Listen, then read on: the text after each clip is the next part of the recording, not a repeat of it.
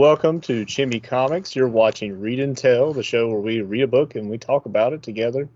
And we're going to be covering Doomsday Clock today. But first, my name is Riley. I'm Wyatt. And I'm Tanner. All right.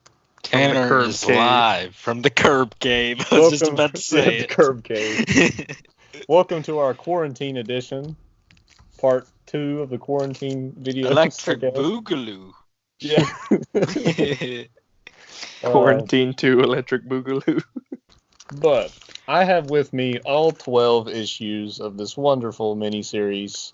We're going to talk about each issue a little bit. I don't really want to spend more than an average of 5 minutes on each one, so that'll be our goal, I guess. But first off, what are you guys' opinions on the story?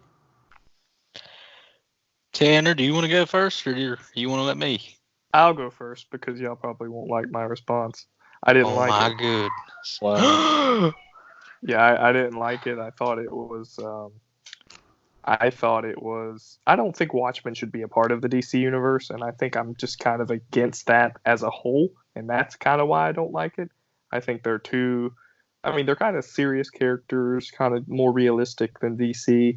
I mean, granted, without the giant squid and stuff like that, but...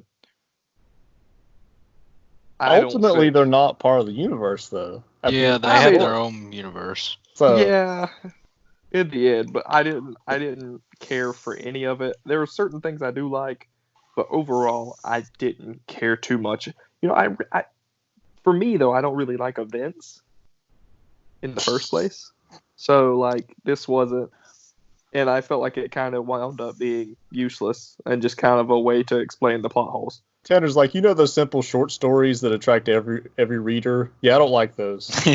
Well, he's saying this to me and Riley, who are Crisis veterans. Exactly. I know, right? Go to our this playlist. was probably like Crisis. the best thing. It was probably like the best thing for y'all because it's not Crisis.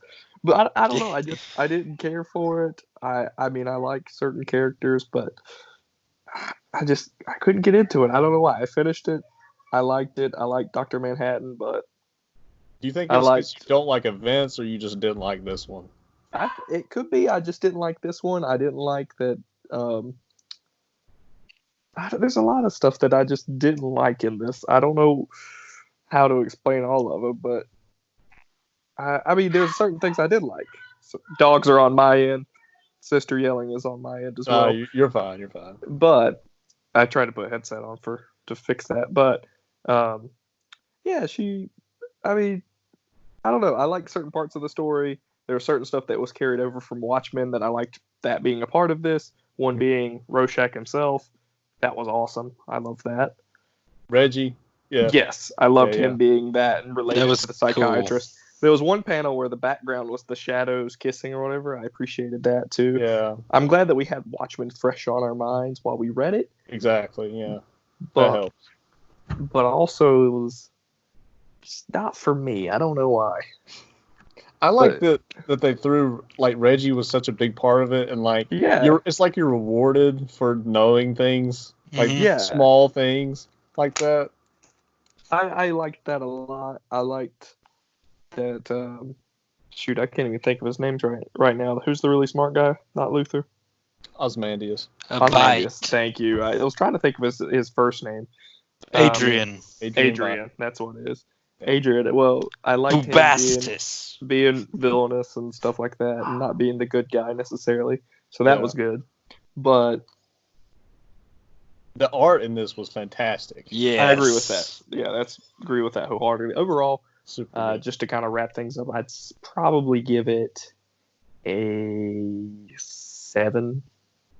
Okay, 6.5. I thought you would say 6.5 or a 7. I mean, it was okay. That's my thing. I thought this was going to be really good. I wanted to see the fight between Dr. Manhattan and Superman. That didn't really happen. I wanted to see Batman interact with Rorschach more.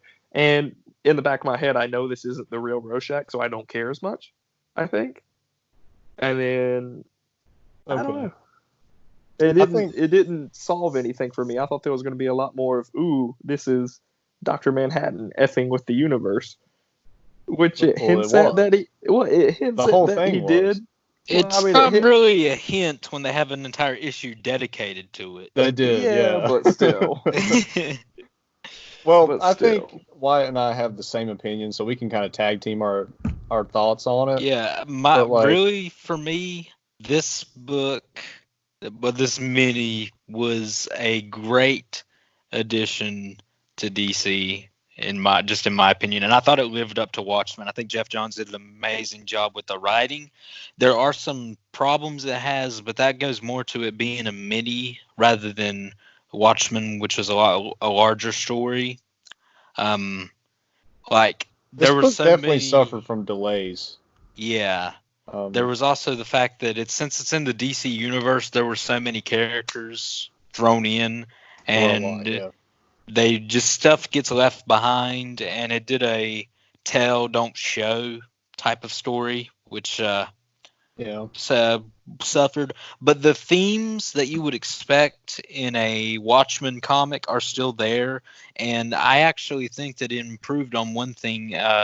In Watchmen, there's the tale of the Black Freighter that kind of ties in with everything. You got the Nathaniel Dusk movie. Yeah, I think the Nathaniel Dusk was a lot better. It was a lot better than the Black Freighter story tie-in.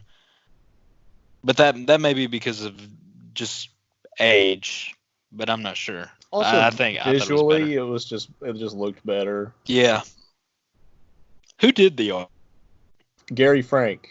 Gary Frank did the art. Good job, Gary. What did they work on together before? They worked on Superman Secret Origin before, I think. The two of them. They've worked on several things together. That had a good art, Secret Origin did. Yeah. Overall, I thought this did a good job of explaining where we are with like Rebirth versus New 52.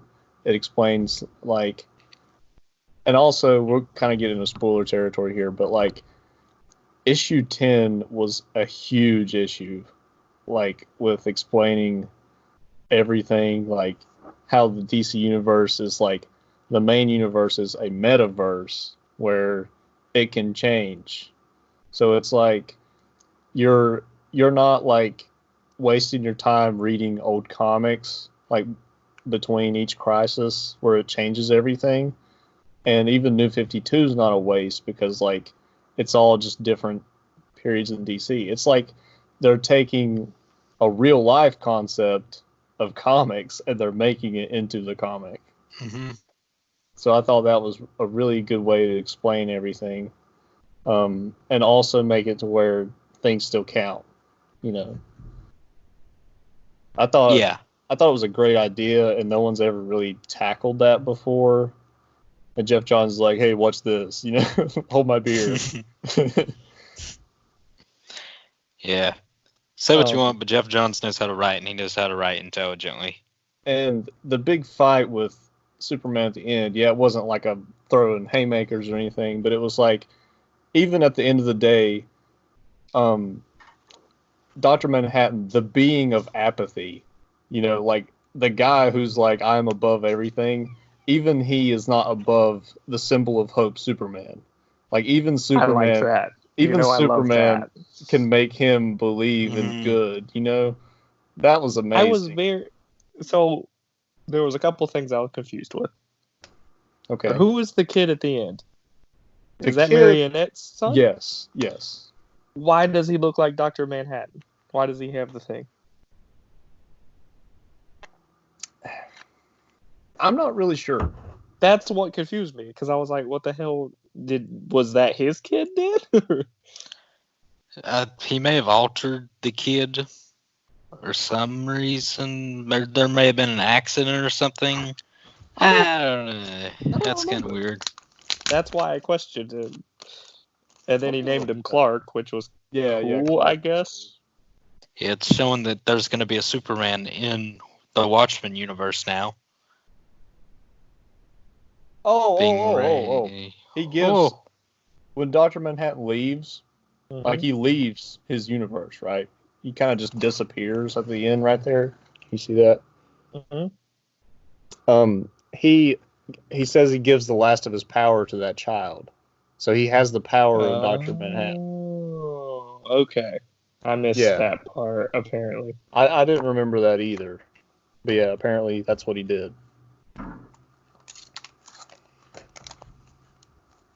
Which I thought was cool. And how he ends up with Lori and Laurie. Yeah. Night Owl. I can't remember his name either. I can't either. Tanner, what's his name? Dan. Dan, Right? yeah. Dan. It's Dan. Pretty sure it's Dan. He could only get it up in costume. Jeez, dude. You'll be there one day. Put on the costume. Man, okay. the Watchmen movie costume for Lori, though. Overall, do you want to give it a rating? Wyatt? Oh, out of 12? Out of 12, I'll give it a 3 years. Fair enough. No, I'll Fair give enough. it serious rating, 1 to 10, 8.5 or 8. I'll give it an 8, solid 8. I have to give it a 10 because I love it. Okay. I really love the book. And reading it twice though really helped a lot. I talked to Riley privately after I finished reading. I was like, Watchmen's better. Like, yeah, it's a better comic, but this was still good. And then Riley was just like, it's a 10, and I'm just like, something ain't adding up. I don't know if you guys noticed this, but like all of the covers to this series are the first panel of the first page. Yeah, and I noticed. My favorite was cover 11 for issue 11 with the nuclear keys ignition. So let's get into what happened in each one. So it kicks off in 1992. Columbus south of the ocean. Yeah. So there's been a few years between now and the end of Watchmen, but at this point, it's found out that Adrian was behind the whole alien thing. Like they found out, and they're kind of like trying to arrest him and stuff like that. And also, because of Rorschach's journal. Yeah. And Rorschach. The reason that Rorschach was killed by Dr. Manhattan at the end, spoiler. But the reason he was killed is because he was going to tell that Adrian did that. And that would have undone everything, and the nuclear war would have been even worse after knowing that. He was trying to unite Russia, the whole world, so that and for a brief moment they were. Yeah. And he did a whole bunch of other stuff too. Like when they joined together, like he had a bunch more resources for scientific advancement. He was doing good stuff. Like he was literally the Alexander the Great of his time. Yes. But now it's 7 years later, and the world is going to hell in a handbasket. And at this point, there's actually nukes coming for America right as we're reading this. They're about to hit New York. There's people riding in the streets. They're like laying siege to Adrian's snow temple. Yeah, the special forces are coming in, but he ain't there. And I love there's a prison break. Yes. So Reggie Long, right, is breaking out Marionette. And the mime. So Marionette is they're new characters added to this Doomsday Clock. They're probably one of my favorite villain couples that are new introductions. They were cool. Yeah. It's like I didn't really understand the point of them besides giving us Clark at the end, I guess. Yeah. They didn't really have an arc. Well, I mean, we saw their backstory. Yeah. They're like Joker and Harley without the abuse. Like they actually love they have a healthy relationship. They just like to murder people together. But I know why they need him.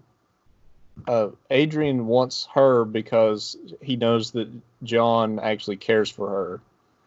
He remembers when they were robbing a bank, and John could have vaporized her, but didn't. So he was going to use her to like appeal to him. Yeah, not so much as her as the baby she had. Well, yeah, but like she would be reminding him of that moment. Yeah, and that's a big difference because remember in Watchmen, John just watches comedian shoot a pregnant Vietnamese woman back in Nam. Exactly. He doesn't do that to stop it, and comedian calls him out on it. But when he breaks out Mime and Marionette, Mime goes to this locker. He's like, I need my stuff.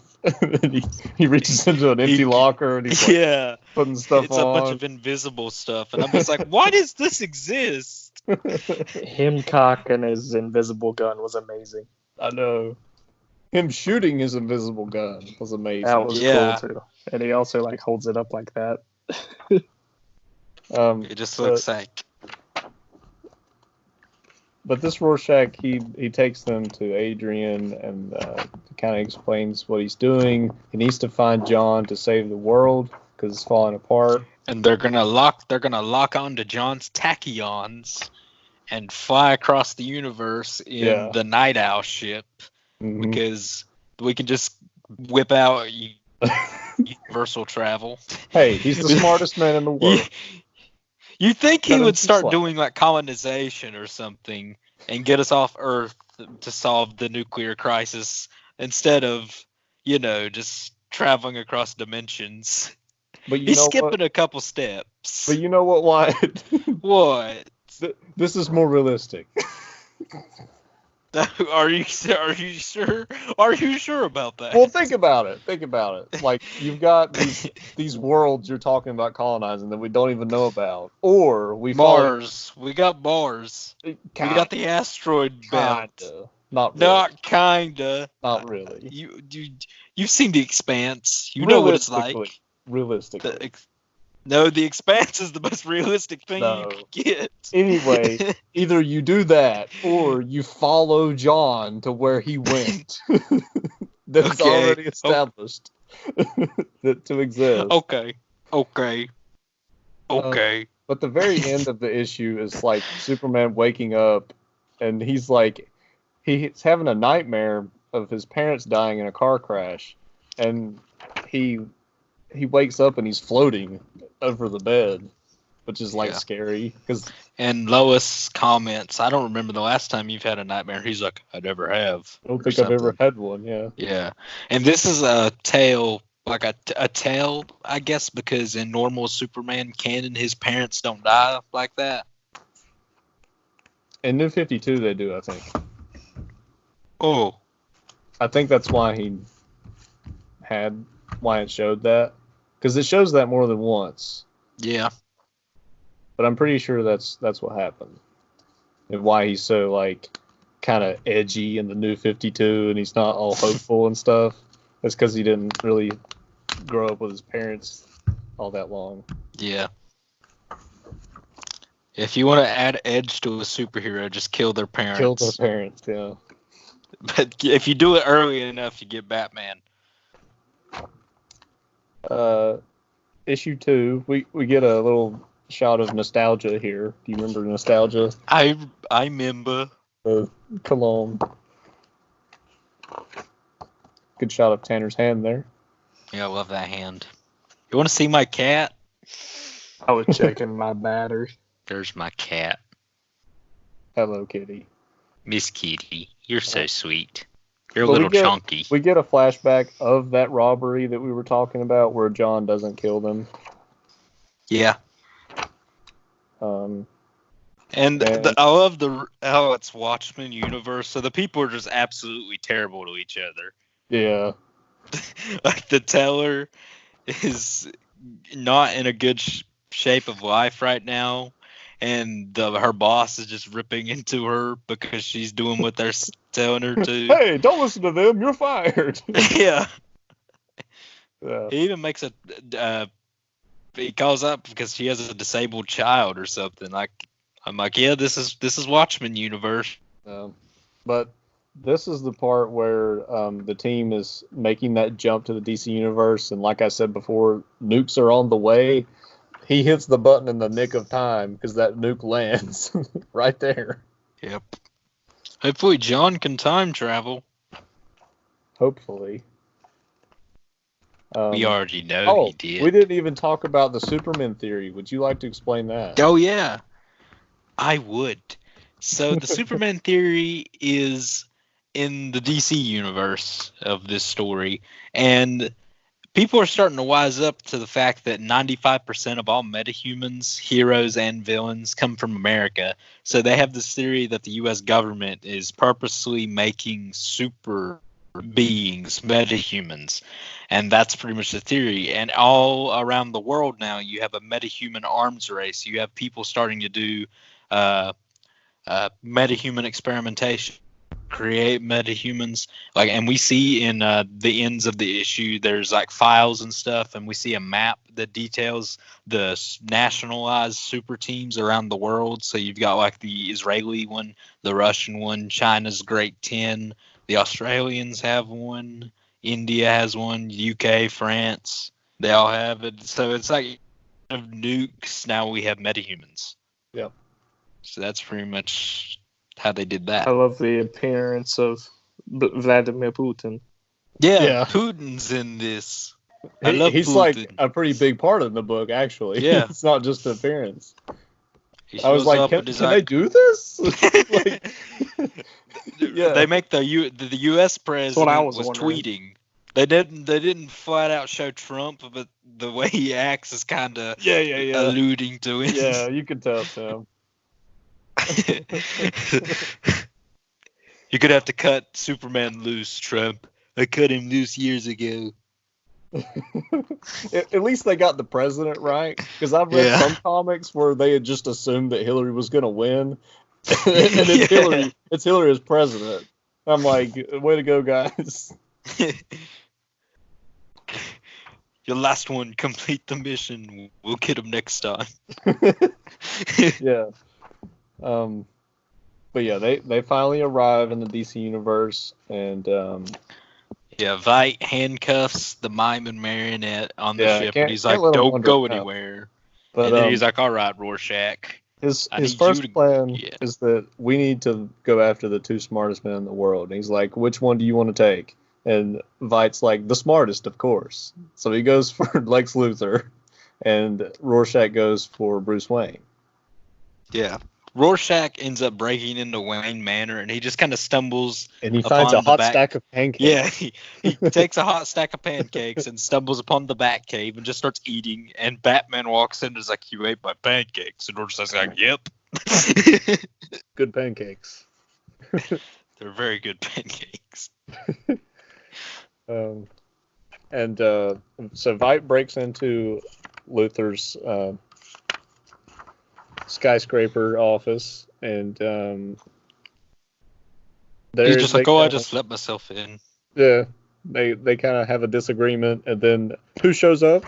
The comedian. The comedian. I think comedian was very underused in this story, which is one of the things I didn't like about it. I thought they did a good job. I thought comedian's such a cool character, though. I agree with that, Wyatt. They brought him back alive for. But here's my question. What did you want them to do? Because he's kind of like not. I don't think they should have brought him back at all. He's not like super smart, so. That's my point. I don't think they should have brought him back at all. Well, they drop him off. They drop him off right back where they left him. So. Yeah. Yeah, but what purpose did he serve? He shot Lex Luthor. It's for shock factor. Yeah. Like when you see the last page, it's comedian, the one who died in issue 1 of Watchmen. Like, that's cool. That brings in readers. I wanted Night Owl. He never showed up though. He did at the end. Well, at the end, I wanted Tubby ED Batman. I wanted Batmite. Batmite. Now that would be ridiculous. So yeah, comedian shows up. I think He's we get still doing what he does. Don't we get some flashbacks to that scene where he's falling out of the window and stuff? When they finally, I think, when he meets Light again, he references it, and then when John throws him back, the panel is of him falling. No, don't send me back. Ah! Splat. Oh well, actually, yeah. The very first page of issue 3 is that flashback where he's falling out the window. So there we go. Well, wouldn't you know? But it shows like instead of him hitting the street this time, he lands in some water into DC Universe. And Dr. Manhattan is standing right there. Yep. So now they're fighting. He's trying to kill Adrian, of course, because Adrian's the one that murdered him. And he's like trying to throw Adrian out of the window because how poetic. And Adrian throws himself out the window to escape with Bubastis, the little kitten. And he gets away. Now we cut to Rorschach handing Batman the journal, Rorschach's journal. And later on we'll see that Batman's like, yeah, okay, let's go get this guy you're talking about. He's in here. Yeah. Locks him in a cell in Arkham. Which I should have expected that, but it was still a huge surprise for me. I remember being surprised too. I was like, "Oh, cool! They're gonna team up." Oh no! Yeah, you even said, because I was texting you while I was reading it. I was like, "Oh, Batman and Rorschach team up." You're like, "Oh yeah, you'll love that." Yeah, you little prick. Then we see Mime and Marionette. They escape, of course, and they go to this bar in Gotham, and they kill everyone. Yeah, the patrons look at Marionette and Mime, and they're wearing makeup, and they're like, "Do you want to die? This is the Joker's turf. You can't wear makeup on the Joker's turf." And they're like, "Who the hell's the Joker?" And then Mime whips out his invisible gun, and everyone's like, "Oh, big man with this invisible toy gun," and he just shoots them. Bang. And then Marionette starts slicing people up with this weird garrote wire. I love it's really cool. String that she has. Yeah. It cuts through literally anything. Like she's cutting gun barrels in half and stuff. And she's decapitating people. Well, yeah, that too. Of course. So this is gonna get them on the joke. What? On the joke. Don't you think you would lose that string? I don't think so. Well, it's super sharp. Oh, it's like this. What about it? Oh, you could legit hold your hands like this, and you just can't see it. I feel like you'd cut yourself a lot. It fits her theme though, because she's supposed to be a marionette puppet. So Yeah, she fights with strings. So yeah, that's gonna get them on the Joker's radar. Throughout these first few issues, we see poor Johnny Thunder in the rest home, and he's waiting on his family to take him to eat. And they never wore show his up. best suit. They never show up. When that first happened, I was like, okay, now there's some Watchmen in my DC universe. Get it out. It's too sad. Too sad. As long as we don't get like issue 8 of Watchmen levels of sad. God. Yeah. God, that was. Oh, I'm being reminded. And like, Rip especially original die now. when Thunder like tries to buy that train ticket, do you remember that? Yeah. They're like, okay, that'll be $80, and he's like, I don't have that kind of money, and he's like, well, too bad, old man, get out of the way. Yeah, he's like, take the bus. I guess like he was about to cry. Yeah, it did. And I thought we were gonna get a repeat of issue 8 because he goes to this steel factory, and that's from the good old days, I guess. And he's trying to find Alan Scott's Green Lantern. Yeah. And it's apparently he finds the thing that changes everything. Yeah. He finds it, and then these 3 hoodlums show up, and they're like, "Oh, we're gonna rob him," and he ain't got no money, so they just start beating him. And I was like, "This is a repeat of issue 8." But he gets saved by Adrian. No, not Adrian. It was this fortune teller woman, like read Fortune minds teller. and see the future. What a shut up! This fortune teller woman. Yeah, she just showed up with her crystal ball. I'll explain who that is. Explain that. Get, a flashback of Reggie's experience with that alien attack. It just shows it screwed him up. Yeah. Because remember when the alien attacked, it wasn't just giant squid alien. It was also the psychic bomb that caused a lot of people to get crazy. Yeah, it's really cool to see firsthand how that affects somebody. And apparently it really messed him up because he turned into Rorschach. Mm-hmm. And he thinks Rorschach was his father's stack of pancakes. Yeah. Rorschach, to him, was a friend of his father's because his father was the therapist assigned to Rorschach when he was in prison during Watchmen. And they kind of moved all the bad pages from the books. Mothman from Watchmen, who was one of the Minutemen originally, he hid those from Reggie while he was in a psych ward in Watchmen. And because it's the Watchmen universe, the psych ward is evil, and the workers there mistreat the people. Mm-hmm. Because it's Watchmen. Speaking and it has to be terrible. There he is, jumping off that building naked. This issue was trippy because I was like, isn't he supposed to be in Arkham? Why is Mothman in Arkham? Yeah, it is kind of weird. Yeah, this is a flashback to where he was in a psych ward. Yeah, I don't know why, but I completely blocked out that entire part of the story. I remember it. I remember it happening, but for some reason I just forgot about it. Yeah, the whole issue is just the aftermath of him being impacted by that psych bomb, and him becoming Rorschach. Yeah, they threw him in a padded cell, and they're like, "Hey, hope you get better." And there's also this abusive, orderly that would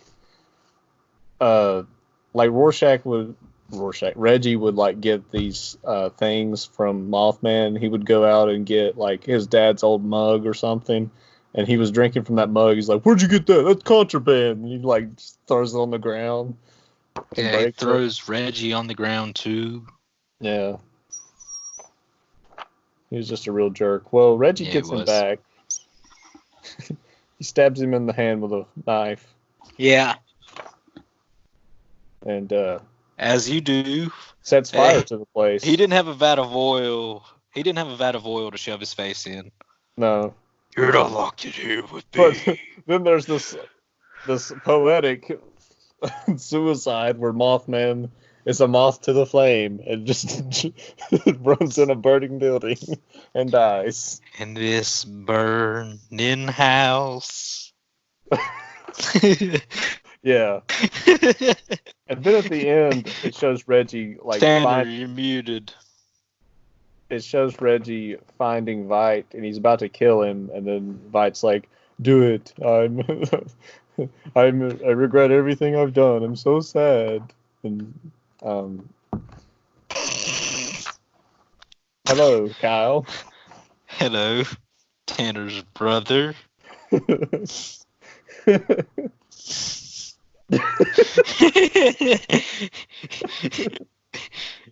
Jeez.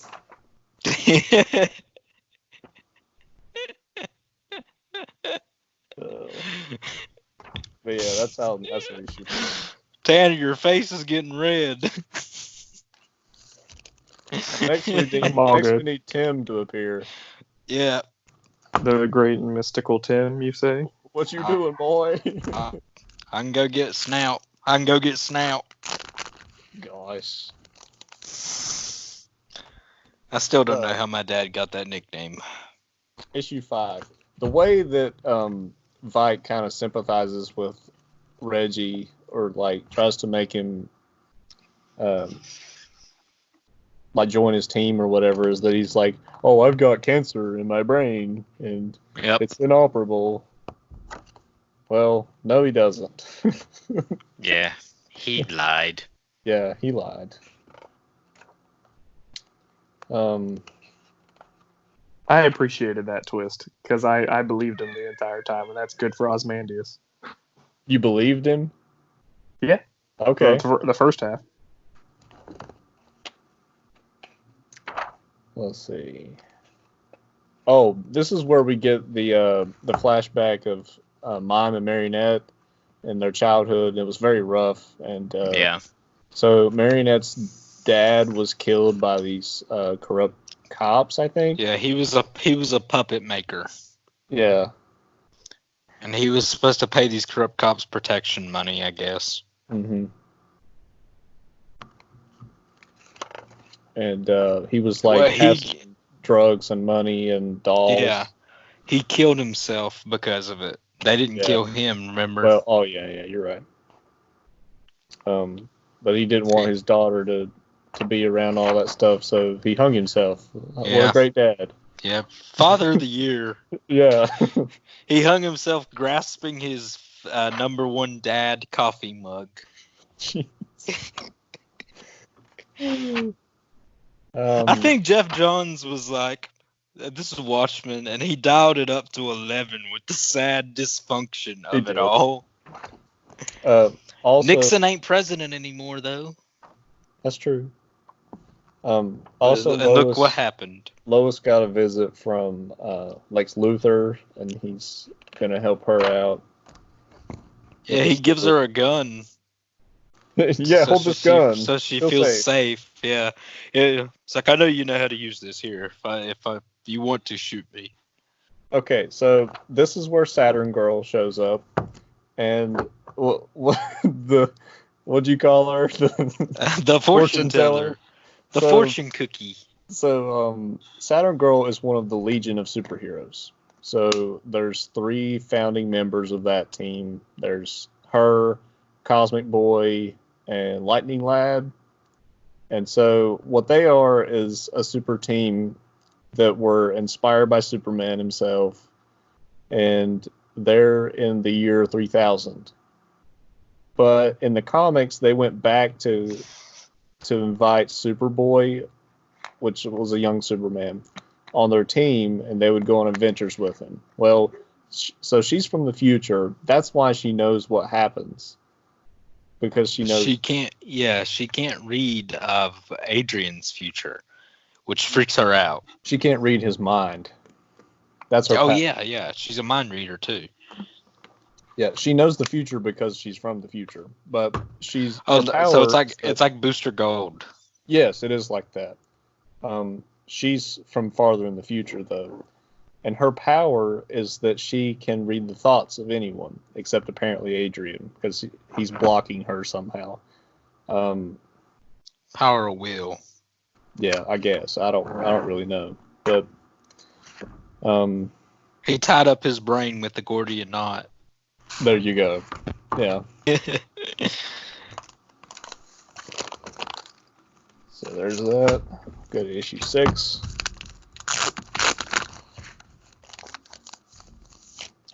Riley's a true comic book man. Keeps putting them back into the sleeves. Has to make sure they're in good condition. Well, you got to, man. So they don't turn brown. Yeah, you don't want them turning brown. Don't want them turning brown, boy. Oh, this is the convening of super villains, where they all meet up in the subway. And comedian shows up. Comedian shows up, shoots Riddler in the knee. Yeah, that's great. Riddler used to be a super villain like you. Oh, it's and the comedian shot him in the knee. it's classic Riddler too. Like it's from the '60s show, Riddler. He's just like, I have so many questions. So yeah, before that though, Mime and Marionette had. We skipped over some parts. Remember, Adrian met Batman. Yes. So that was one of my favorite parts of the book because Adrian has a real criticism of Batman's type of justice, which is, as you know, he goes around, beats up costume criminals, and imprisons them, only for them to escape later on and repeat the cycle again. Adrian comments how he weaned his world off fossil fuels and ended nuclear war. He led to nuclear disarmament and all this stuff. And I'm like, yeah, he's got a point. Yeah. And then he throws Batman out of the Night Owl ship, and he lands right next to the Joker and the Mime and Marionette, who met the Joker. And they kind of joined together because Joker was like, you guys are cool. We don't have to fight. Yeah. And they go to this meeting, and they run into two of Mr. Freeze, I think, his henchmen. And they're lost. So Joker's like, Joker apparently, whenever he runs into lost henchmen, just offers them a job on the spot and tattoos them.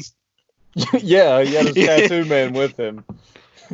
And I think later on, one of the guys, they run back into Mr. Freeze, and one of the guys, oh crap, there he is. Hopefully you don't see the tattoo. I don't think that needle was sterile. Yeah. Well, Joker has Batman in a wheelchair at this point and is like wheeling him around with him. Mm-hmm. And finds Mama Marionette and wants them to come with him. And that's how the issue ends. So this cover right here was one of my favorites, the Green Lantern. The moth. I thought that was cool.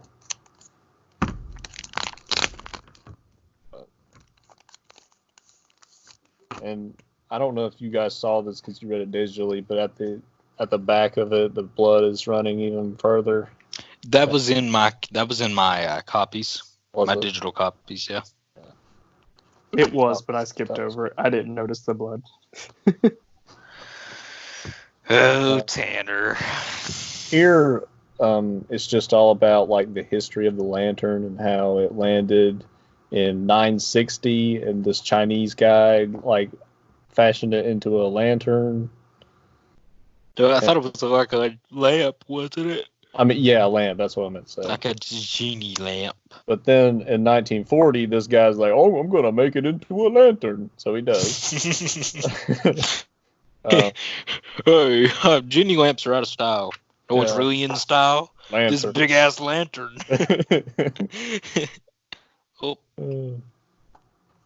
We get more news reports about like everything that's going on in the world, like everything's going in chaos. Yeah, because of the Superman theory. Yeah. But and throughout these news broadcasts, the world still maintains that Superman is the only superhero with no nationalities. Yeah, so he's welcome anywhere. I think in one of them also we are introduced to Kahndaq and Black Adam doing stuff. Like he rescues a dude from an ISIS beheading by killing the ISIS members. Yeah. And he makes an announcement to the world that any metahuman who wants to be in a place run by metahumans and be safe can come to Kahndaq, and many do. Mm-hmm. So they're torturing Comedian, and Batman breaks out of the wheelchair and starts fighting Mime and Marionette, which is really cool. And Mime tries to shoot him, and he only catches part of Batman's cape.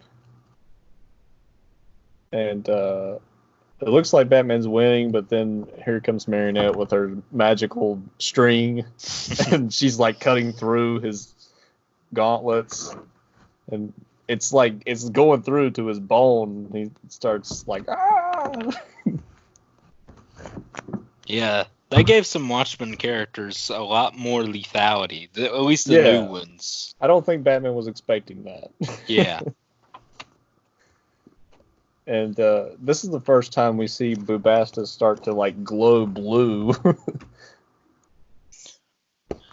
I should have named my cat Bubastis. Bubastis. Like Miss Kitty, do you want to be named Bubastis? And they take that lantern from Saturn Girl and put Bubastis with it because the lantern still has John's like temporal fingerprints on it. His temporal gunk. And then the two of them together is enough to like summon John there. So there he is, all in his naked glory, and everyone comments on it. Well, Joker is just like, dude, put some clothes on. Yeah, I know. I love that. And so as soon as John gets there, he rounds up all of the Watchmen characters and takes them somewhere else. So they're just kind of talking it out. And this is where Rorschach finds out that Violet has been lying to him the whole time and that he wasn't really dying. And he also learns that his father was not friends with Rorschach.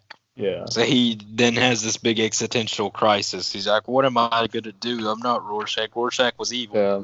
And he kind of like abandons the mask.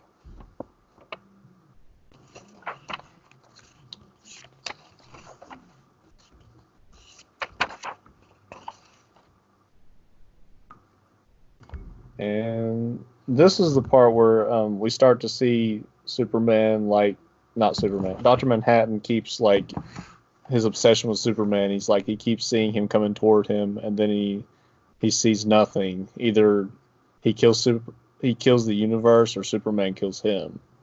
And we'll see that several times until the book is over. So yeah, there's that. And then we get this cool cover with Bubastis on it. Yeah, that one was cool. He's so cute.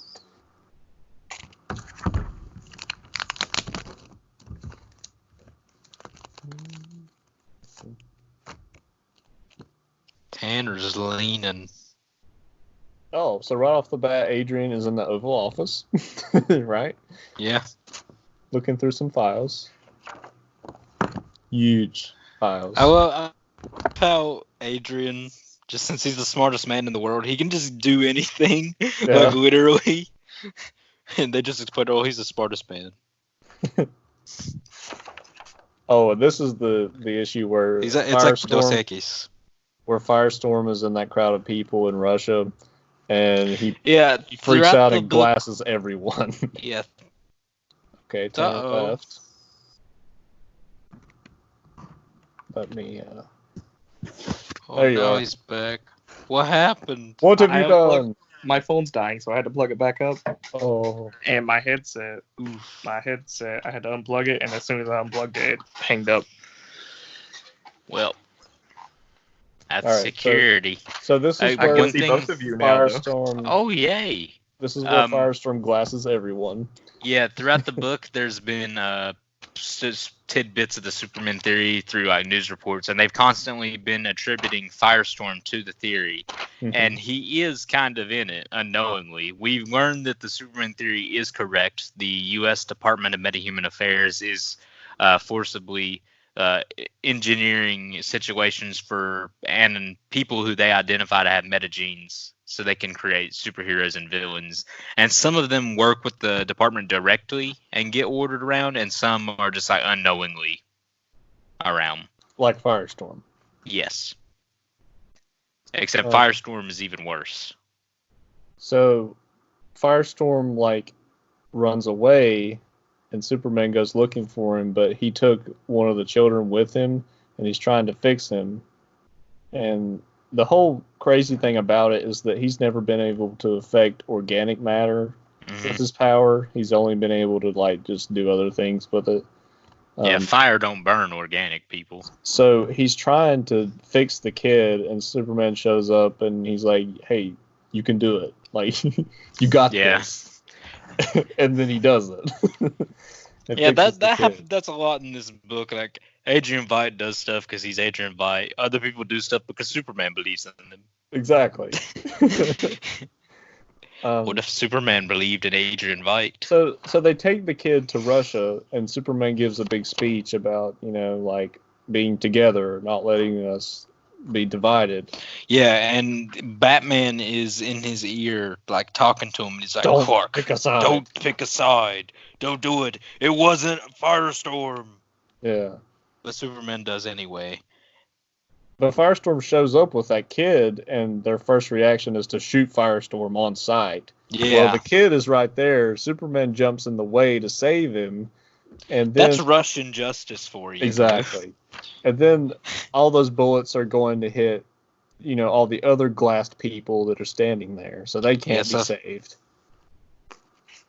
And then here comes a tank, and it's running over people, and Superman freaking trucks the tank and knocks it over, and then that ends up on the cover of the Daily Planet later. Yeah.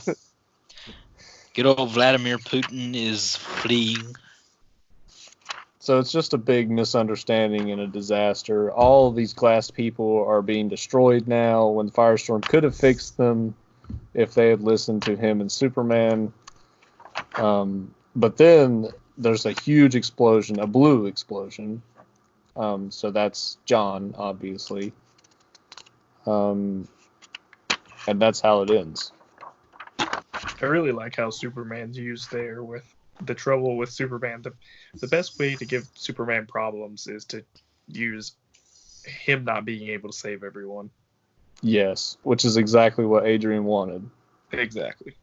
That was his plan. Sorry, it was Metropolis Today was where the cover of that was. Yeah. But, Daily Planet isn't anti-Superman enough. Yeah.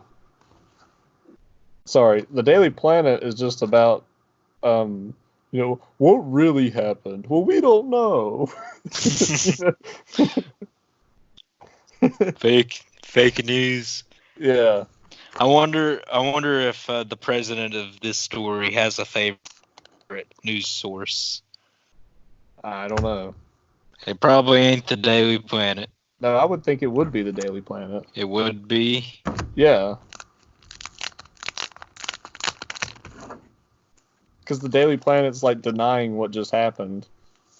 Yeah, but he also multiple sources are confirming that he trucked a tank.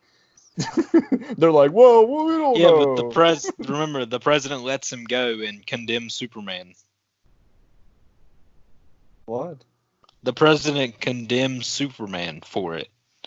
What president? The U.S. president. No, he didn't. Yes, he did. Later on, they're like, hey, we need to create some distance here. And he's like, okay, do it. Yeah, he condemns Superman. Do it. Do it. Do it. Do it. Do it. Do it. Buckle down, listen down. Do it. Oh, do it. these pages are beautiful. They're huge spreads, but like this is the part where the Justice League and everyone You don't like that, Tanner? comes to Mars. I don't like that your camera is your whole face. Sorry, let me lean it back a bit. Is that better? These. Yes, that is much better. So Superman is hurt from all of that stuff that just happened from the big explosion. So he's like in a basement somewhere with Lois. He's at the Hall of Justice. Batman is like got a piece of cotton on his eye because he was in a plane flying over when it happened. And the Justice League is on Mars. So they're all... Yeah, because... They don't know anything that's happening. They're just like kind of showing up like, oh, what do we do here? They know that the Superman nor Firestorm were responsible for the glassed people in Russia. And they trace that back to Mars, which is where John has his fortress of glass, beautiful place. Basically, they're there and they're like, who is this blue asshole and what is he doing here? Like, what is this castle that he built? And yeah, they don't know how powerful he is at all. Yeah, Guy Gardner shows up and starts punches going it on and the face. no, Guy Gardner before that he goes on and on about the Green Lantern Corps. Like he talks about how they beat Darkseid and all this stuff. Yes. And they just immediately get wrecked. And I love how John explains what magic is. Yeah. It's like, I see this power you harness is in reality the scraps of creation. That are like, you're manipulating them. And then he just like grabs, I guess, a piece of their magic and throws it at them. Yep. And then all the superheroes who can shoot like a beam of energy at him do so, and he melts and then comes back like his skeleton first and is just rebuilt like he can do. Oh yeah, Captain Atom is the one that vaporized him. Yeah, Captain Atom was my favorite part. And it's even got like these, they call them Kirby dots right here. Hey! It's made famous by Jack Kirby, but I thought it was made famous by Tanner Kirby. No, it's not. Sorry. But yeah, there's the part you're talking about where he's just like a walking bundle of nerves right there. That's always one of the coolest parts about Dr. Manhattan is when that happens. And then at the very end of the issue, Wonder Woman is at the UN, and then here comes Black Adam busting through like, well, it seems there is a vacancy with your missing Justice League. Allow me to take over now. Yep. Allow us to introduce ourselves. Yeah. And issue 10, this is by far my favorite issue of the whole series. It follows Nathaniel Dusk and Dr. Manhattan. Which I thought was cool, because like Nathaniel Dusk, I didn't know this the first time reading it, but I looked it up, and Nathaniel Dusk was like a short miniseries in the 80s. Oh, it was a real show? No, by DC. It was a comic.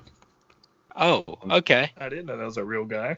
Yeah, it's a real guy. Yeah, this is something Grant Morrison would do. Dig up an old comic. Exactly. Well, I don't know if this is old enough for Grant Morrison. No, this is understandable, Wyatt. I don't need a black book to understand this. Okay. I don't need the knowledge that he was a former character to understand this. Riley. You don't need to know that the Batman of Zur-En-Arrh was a thing, but you're complaining about it. Basically, this whole issue is just like John going back in time, and it shows you the life of Carver Coleman, the guy who played Nathaniel Dusk in the movie. And every time John goes back in time, he leaves behind a picture of him before he got turned into Dr. Manhattan with Janie, his first girlfriend. That one. I don't remember her name, but pretty sure it was Janie. Oh, someone's in Tanner's room and he's talking to them. Yes.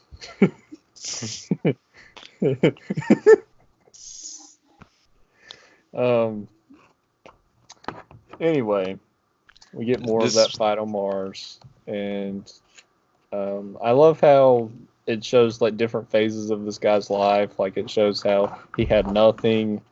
He was like trying to be an actor, but he ended up on the street. Yeah, and Jeff Johns add more sadness from Watchmen to DC. Like it's so perfect too, because John is commenting on it, and he's like, so Nathaniel has been delivering, or what's his name, Carver? Yeah, Carver's been delivering mail for 3 weeks. No one knows his name. 8 months. Yeah, 8 months. Yeah. They still don't know his name, yeah. And he's like, oh, good morning, Brandon. Yeah, good morning, Calvin. Yeah. It also shows, like, do you remember that car? Did you just meow at me? Do you remember that car that Superman lifts over his head in Action Number 1, the green car? Yeah, I appreciated it showing back up. It shows that happening, and then it shows, those little boxes where Dr. Manhattan's narrating, and he says, there was no car. They were never here. Yeah, it's like a Like him bunch of changing different it. alternate universes where he's born at different times. Yeah, I love Yeah. that. It also shows like the entire JSA, like Alan Scott grabbing the lantern, not grabbing the lantern, Rex Tyler creating the pill that increases his strength tenfold. That is the Hour Man. He gets powers for 1 hour from a pill, and that's he's in the JSA. Dr. Fate, Sandman, Spectre, Al Pratt. I think he's like, I don't remember his name, but he like, I think he can grow like really big. Was the gas guy Gray Ghost? No, that's the Sandman. Oh, that's my bad. Do you remember Gray Ghost from the Batman cartoon? The Gray Ghost. He was voiced by Adam West. Kinda. Batman. Jay He was Garrick, the Gray Ghost. and Hawkman is in there too. I didn't realize Hawkman was a part of the Justice Society. Yes, he was. There's the shot of all of them at their table. Table of Justice. Yeah, the table of justice. Yeah, here's Clark landing in Kansas, and then he's landing again in '86, and then again in a modern time. There's always Kent, Martha, and the dad are always there, no matter what. Jonathan. Yeah. But it shows like him growing up with them dying in the 50s, and then they're alive again in 1986 because he grows up with them. And it's just showing like how the different One time crises he had affect timeline. one time he had an older sister. Huh? He had an older sister in one of them. Oh, that's like in a made up one in like 22 something. Yeah. That's at the very end. Do you remember that part, Tanner, when they're like making up different ones for the future, and it's like in the 5G thing, this will happen. Oh yeah, I remember the 5G thing, but I don't remember the sister one. I don't know why. It was just like one panel. Oh, that's probably why. Yeah. But it's basically just a lot of build up to the final confrontation. But this toward the end of the issue, this is where it starts talking about the concept of the metaverse. When we edit this, we need to make sure this part of me with the cat climbing on my lap is in the thumbnail, because people will click on that because they love cats. Yes. I doubt that. Yes. Yeah. Yes. I will, maybe if I title the video Wyatt fingering pussy. No. No. Demonetized. Yeah, we don't even have enough views to be monetized. So sad, but true. Oh gosh. All right, issue 11. Wyatt's favorite cover, where Batman is stopping the nukes. Really cool. And you get like this whole cool fight scene where he's just beating the crap out of these innocent people who are just doing their job. Yeah. As Batman is known to do. It's true. Well, people are rioting at the Hall of Justice because they somehow know Superman is in there. Nukes are trying to fly, and Adrian has Saturn Girl and Johnny Thunder locked up. And this is where Lex Luthor is showing Lois all the different photographs he's found and how they're all identical. And they're found at different points in time, different places. Most of them in America. Alfred is making more pancakes for Rorschach.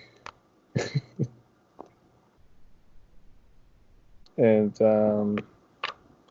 I think Rorschach is on the street at this point because he's abandoned his identity, and Alfred's trying to go like get him back, and he brings some pancakes, and Rorschach just like throws them on the ground and fights him.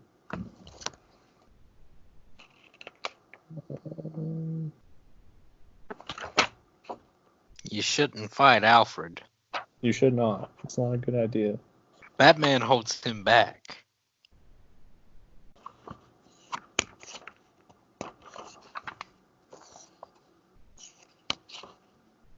And at the end, it's Superman standing there with Dr. Manhattan, and the fight is about to happen. Right there. Yeah, Superman wakes up, and all of the Spoiler, it doesn't really superhero... happen. Yeah, all the superhero teams around the world show up. Some support Superman. Others are with the Russians and the other metahumans with them. And they're all against Kahndaq, so it's this big brawl. We're finally to issue 12. This Yep. one was actually $5.99, unlike the rest of them, because it's literally twice the size of the rest of them. So it's not. I'm not complaining. Yep. But at this point, you see the S, so it's Superman's cape. It's not blood. I thought that was cool. Yeah, Jeff Johns went super hard in the rest of the series to make Watchmen super evil, and then in issue 12, he's like hope and justice in every part. Yes, He does. Stephen Moffated the storyline. Yeah, he's if you will. Stephen Moffated the storyline. Rorschach finally, comes back. He puts the mask on, and oh my gosh, these Gary Frank pages are so great. Those are cool. Yeah, all the rest of the superheroes who were on Mars show up as like the cavalry. Yeah. Batman shows up and apologizes to Rorschach, and he's like, "I know you tried to warn me. I'm sorry." And stuff.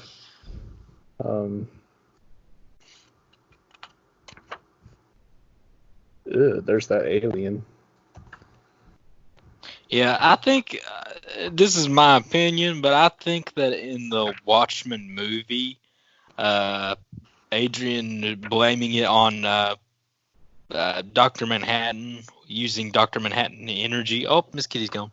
Using that energy to make a giant bomb instead of this giant alien monster. I like that better. Mm-hmm. I think that's just a better way of doing it. Just my opinion. So they're like, all this chaos is happening around them, and Superman is like just trying his best to save innocent people in the area. But Dr. Manhattan's like, either you destroy me or I destroy everything. That's why he can't see the future. And Superman says, well, maybe the darkness you see, maybe it takes everything you have to save your world. Maybe you make that choice. And Dr. Manhattan's like, I understand now. And so before he leaves, he goes back in time to Nathaniel Dusk, and so he has been all of this stuff.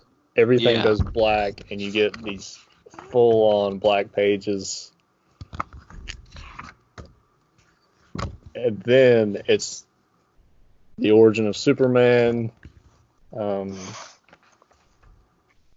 He moves the lantern back so that Alan Scott can reach it, and he fixes the whole timeline. Yeah, he even goes back and meets Nathaniel Dusk, and he's been doing that every year and like telling his future pretty much.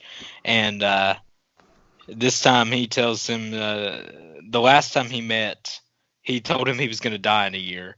And he's like, I was mistaken. I'm not going to be here in a year. So I'm just going to let everything know. And that leads to him not getting murdered. It was super wholesome. And then in this part, he says, I see tomorrow, the man of tomorrow. You're muted, Tanner. And for the first time, All I said was super. and for the first time, I am inspired. And then he says like he sees Superman lifting that Ford over his head, and it shows a shot of the Anti-Monitor. He's like, the first and greatest crisis. Ugh. And then you've got, shut up. And then he talks about like Earth 1985, Flashpoint, Rebirth, Earth 52 is still out there. And this is where he starts like making up different realities where there's that daughter you were talking about. Yeah.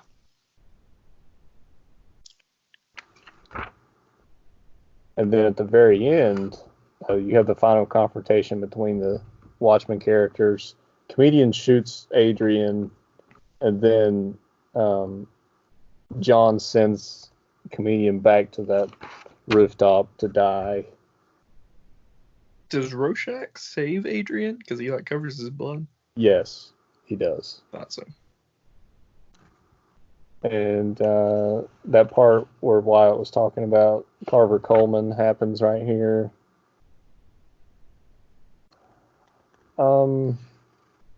And I think the whole conflict between different countries and the Superman theory is kind of resolved. Yeah.